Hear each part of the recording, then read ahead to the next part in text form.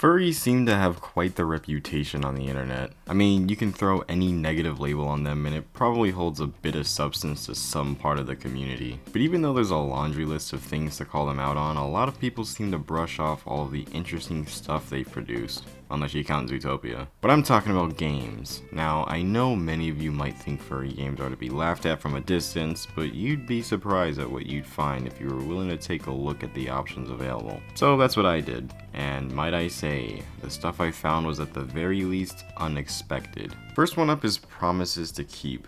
It's a visual novel about a guy trying to move on from his past, but nature won't let him. It immediately starts with a notification saying your flight's been cancelled due to severe weather conditions. This seems to be a huge bummer for us, the main characters, since we just showered and packed our bags. Whether we like it or not, we're stuck where we're at. We finally get a good look at the character we're playing as, who seems to be a snow leopard or some type of cat. We thought about rescheduling, but the whole town is likely affected by the blizzard, so there's really no point. Our phone needs recharging though, and so do we, so we plug it in and go to sleep. When we wake up, we feel that something's a little off. You go to check your phone and it's dead? Bro, how did that happen? We literally plugged it in last night. I saw it. We look outside and the entire town is covered in cum. The entire town is covered in snow. It hasn't been this bad since ever. But looking at all of this is weirdly comforting to us. It gives us memories of our childhood and how excited we were to go out and play in the snow or hide from it inside our room. That all quickly went away though. Remember that off feeling we had just a moment ago? Yeah, well, our power's out.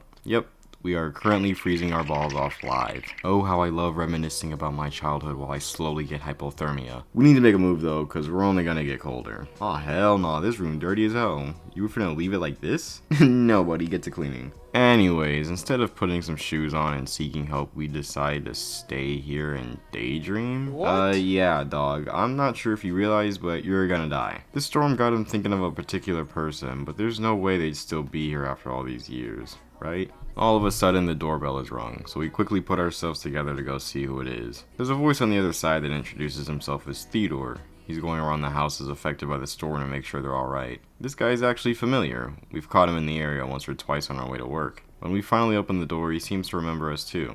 We let him inside and he explains that a tree knocked over an electric pole, causing a power outage across the entire street. So the power will be out for at least a few days. Bro, good thing he dropped by, because I don't know how we were gonna daydream for 3 days straight. Theodore kindly offers us to stay at his house until the power comes back. He's housing a few others affected by the storm as well, which seems a little hectic, but it's not like we have much of a choice anyway, so we agree and head out to his place. As we're walking through the knee-high snow, we look up and everything seems to slow down a bit. The entire town is silent. Just us two trudging along the snow. We look up to see the snow falling over us, only to then be interrupted by a huge gust of wind.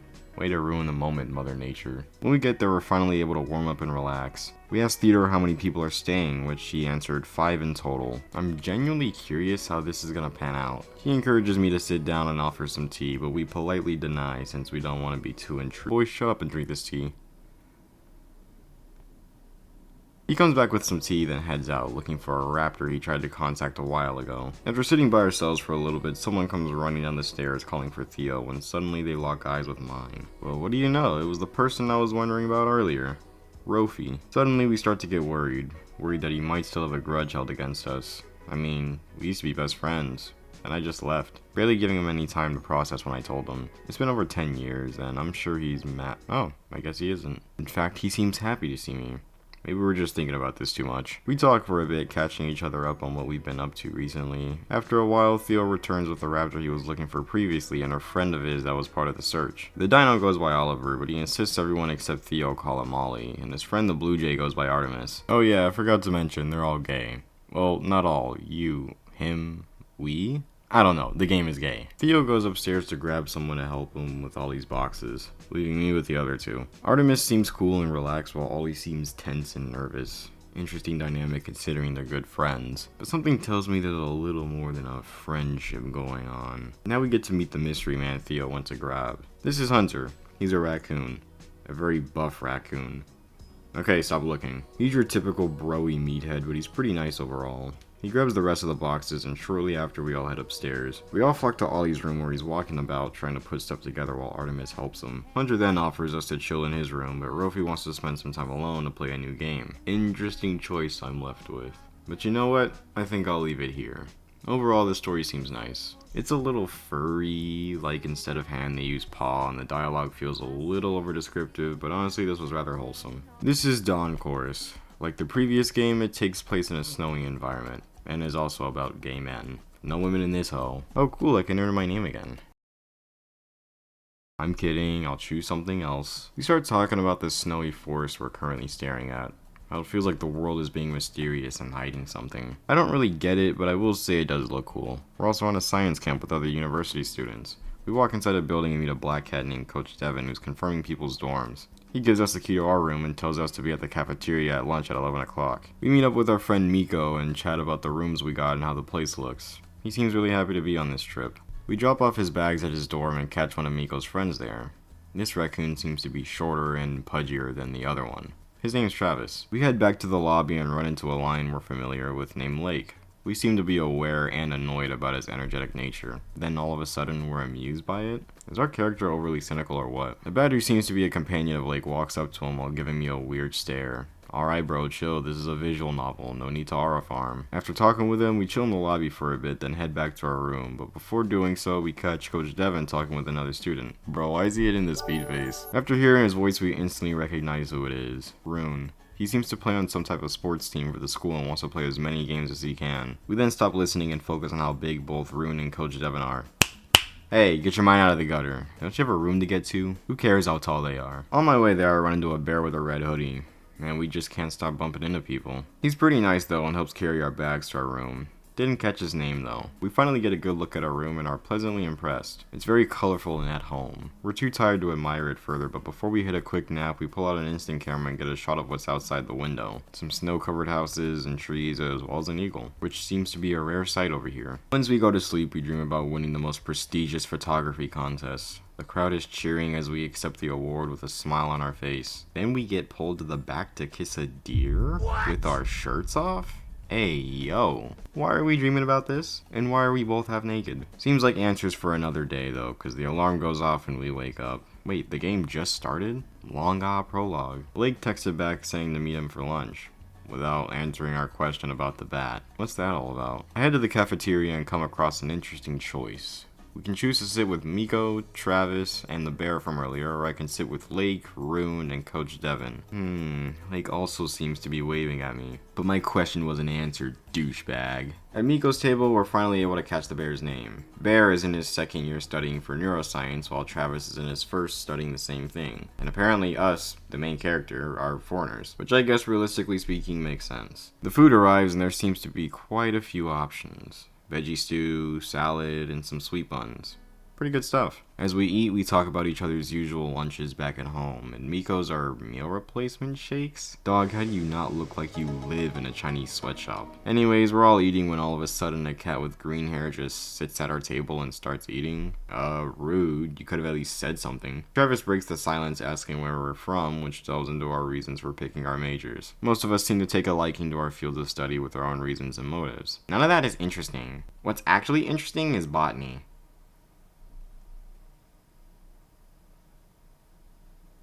Coach Devin tells all of us to be ready early in the morning for our trip into town, and we're given the rest of the day to ourselves. So we decide to admire the view at the corridor, and Miko stumbles upon us and decides to join in. We both like it, but I think we like each other even more. We even touch shoulders. Ooh, romantic. Then Travis has to come in and ruin the moment. I'm sure he meant no harm though. We decide to head back to our room and finally relax, but there's just one problem. Our key is missing. Great, just when we finally had some time to ourselves. We'll have to retrace our steps and see if we can find it. The smart thing to do would be to tell Coach Devin, but I chose not to, cause, chicken. Bjorn runs into us and offers to help find the key. What a nice dude. We check the cafeteria, but it's not there. We check the corridor, but it's not there. We ask the janitor, but she's unable to help due to the snowstorm. We go outside to take our mind off of things and snap a photo of ourselves, and when we come back, another tiger is in the room, and he makes his way towards us. I'll leave it here, though. There seems to be a lot of things to unravel in this game, and it was pretty fun. And I'm sure there's a lot more to be had. This is Gunsaw.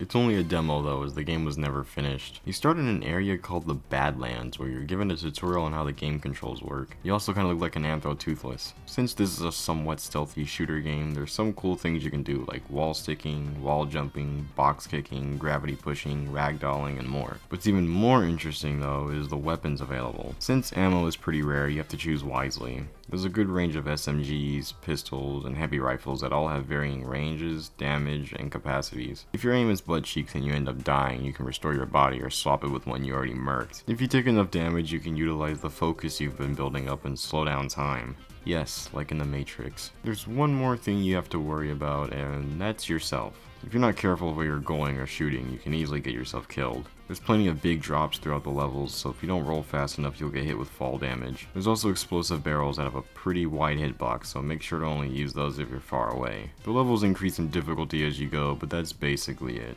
I had a lot of fun with this game, even if it was just a demo. I wonder how great it would have been had the full game released. This game here is Atlas. Much different from the other games, this is an RPG. You start off by customizing your character, and there's a lot to play around with. First of all, you can choose between 5 races: Imps, Poons, Kobolds, Birtles, and Changs. Each race has a unique skill that can be used when fighting, and of course your character can be male or female. The looks, however, is when things really start to get fun. You can change your body color, hair color, body texture, head width, face width, voice pitch, hair, ears, eyes, mouth, height, width, chest, arms, belly, and your cheeks.